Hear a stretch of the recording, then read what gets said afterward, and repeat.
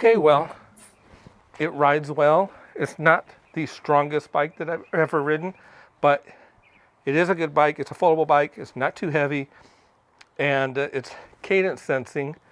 I kind of prefer torque sensing for the exercise of it, but if you don't want that, you want to just kind of cruise around, maybe just throttle only, this is a good bike for you. If it's your first time getting an e-bike, again, this might be good for you. It's on sale right now, which means it's good for you. It's generally, or usually is $1,069, and right now it is $799. So gotta double check that price on the site. Check my affiliate link down below, and let's check this bike out.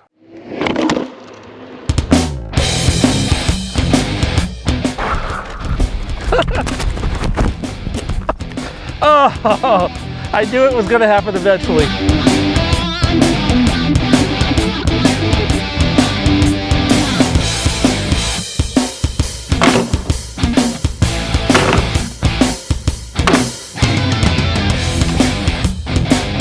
Okay, on foldable bikes, there's usually not a lot to put together, but I'm going to bring the camera in a little closer and go over the parts that you do have to put together. So let's do that right now. Okay, so I suggest raising the stem and locking it into place first before trying to open up the bike and pinching this cable on the body of the bike. So let's go ahead and take these two screws out, mount the handlebar, and then swing it open.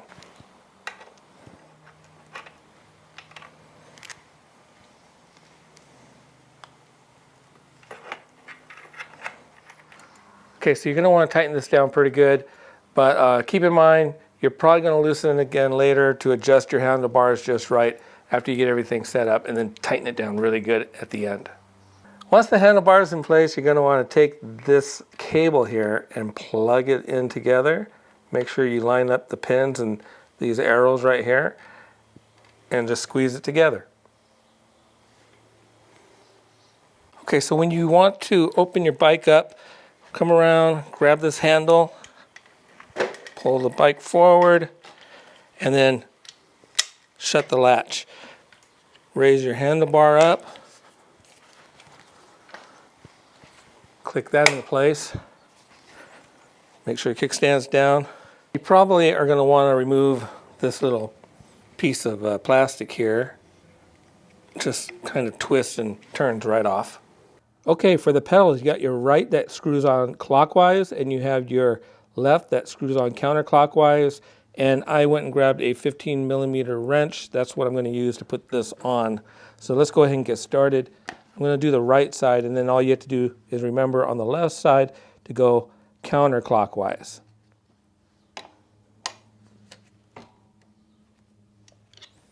Okay, installing the seat is as easy as any other bike. Pull this lever back. Put it right about where you want it. I suggest you mark the seat once you have a good place for it, and I'll show you why in a sec.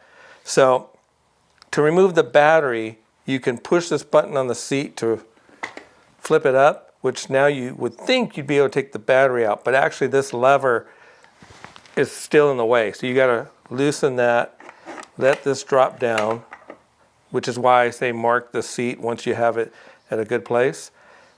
Then you need to take your key, put it in, turn it to the left. You got to push it in and turn it to the left. That unlocks the battery. You can pull this lever up without pulling the seat out.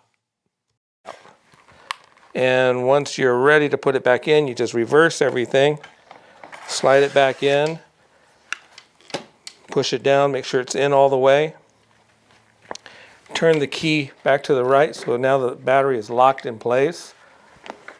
Push your seat back down, lift it, go to wherever you have it marked or wherever you want the seat to be, and lock it in place. Okay, once you're done, make sure you go over everything and that the handlebars are nice and tight, everything else is nice and tight, the battery is fully charged, and your tires are fully inflated. Okay, today I am riding the KBO flip bike. It's called a flip bike, I assume because it is foldable. At the time of this video, it's currently on sale. It's marked down from $1,069 to $799, making it the least expensive e-bike that I've reviewed on my channel so far. It's also the second KBO bike that I've reviewed. The first one was the KBO Ranger, which is a cargo bike. I'll put a link down below so you can check that out if you want to see what a cargo bike is like from KBO. So with a foldable bike, there's a lot of convenience. You can fold it up, it's easy to store, it's a little easier to carry, they're generally a little bit lighter. This bike is 56 pounds, so still has some weight to it, but much easier than a 80, 90 pound bike. Like the all-terrain fat tire ones, those are pretty heavy. Now this is strictly a class 2 e-bike, meaning it will max out at 20 miles per hour.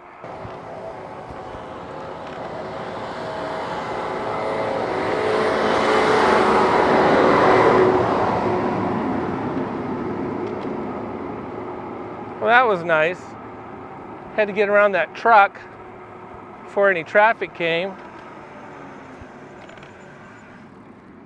I stuck it in mode 3 and took off around the truck.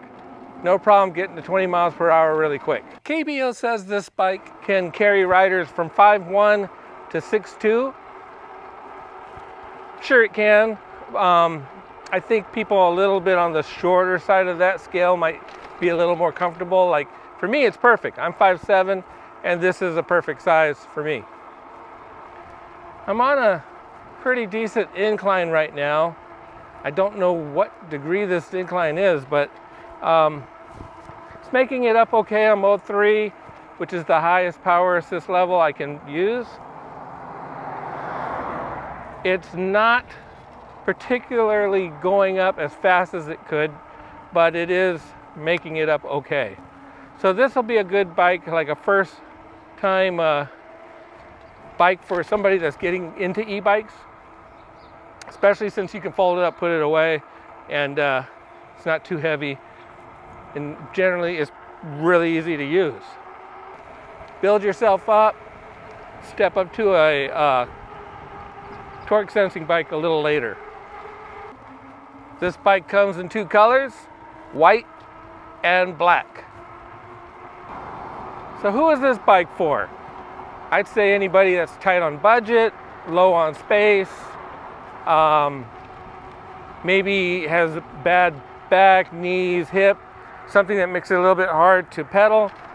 You could just use the throttle. It's a cadence sensing bike, so you can just lightly pedal and the bike will go. You don't have to pedal as hard as if it was a torque sensing bike. So that's a benefit right there for all those that maybe don't like to pedal a lot or can't pedal a lot.